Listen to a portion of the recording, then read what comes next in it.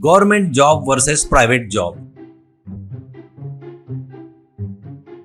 अमलपुर नामक गांव में एक सरकारी स्कूल रहती है। उसमें बहुत से विद्यार्थी पढ़ रहे थे। उसमें अखिल और विकास करके दो बच्चे भी रहते हैं। दोनों भी गरीब थे, पर अखिल हमेशा पढ़ाई में आगे रहता है। क्लास टीचर कोई भी सवाल पूछे तो उठकर फट से जवाब देता था, पर विकास पढ़ाई पर कुछ भी ध्यान नहीं देता था। कभी भी देखे तो कुछ न कुछ खेलते हुए, फिल्में देखते हुए समय गुजारता था। अखिल के पिताजी और विकास के पिताजी दोनों लोग मजदूरी करते थे। दोनों का घर आजू बाजू में ही था।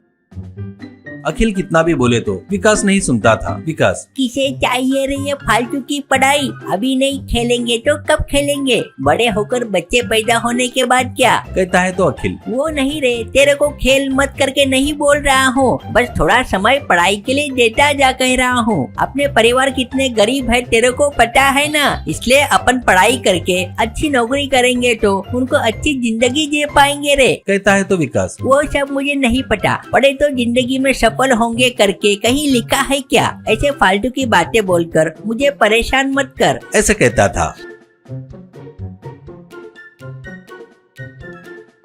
नया सिनेमा आया बोले तो वो पिताजी के जेब में से पैसे चुराकर अखिल के साथ ही स्कूल के लिए निकलता था और सिनेमा टॉकीज के पास रुककर, ए सिनेमा देखने जा रहा हूँ, ये बात किसी को मत बताना। सिनेमा खत्म होने के बाद ग्राउंड में खेलता रहूंगा, स्कूल होने के बाद आजा, दोनों मिलकर घर जाएंगे, ऐसा कहता था।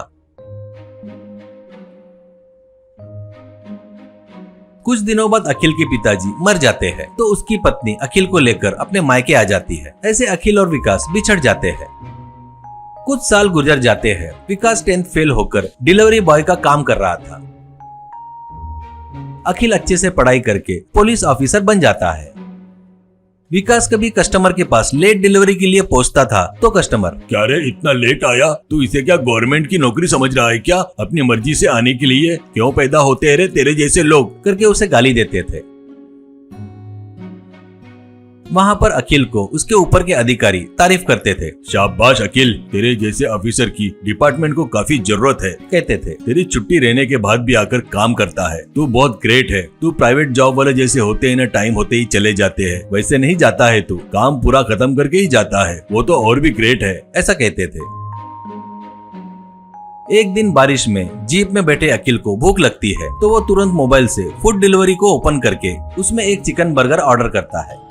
कुछ देर बाद बारिश में भीगते हुए बाइक पर विकास उसको आते हुए दिखता है। विकास अखिल के जीप के पास आकर रुककर चेक कर रहा था। विकास, लोकेशन तो यही दिखा रहा है, पर कस्टमर कहाँ है करके इधर उधर देख रहा था।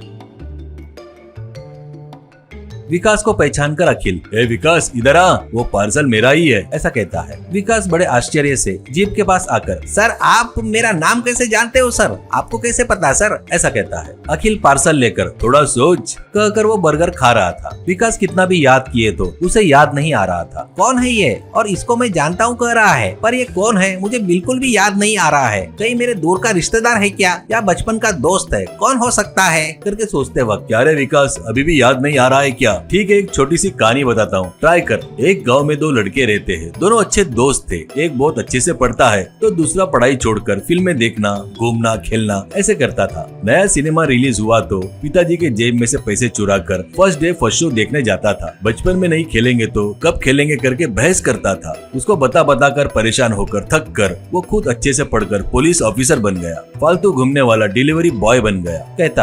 कहता है तो बस विकास अखिल को पहचान लेता है और ए अखिल तू है क्या करके गले लगता है।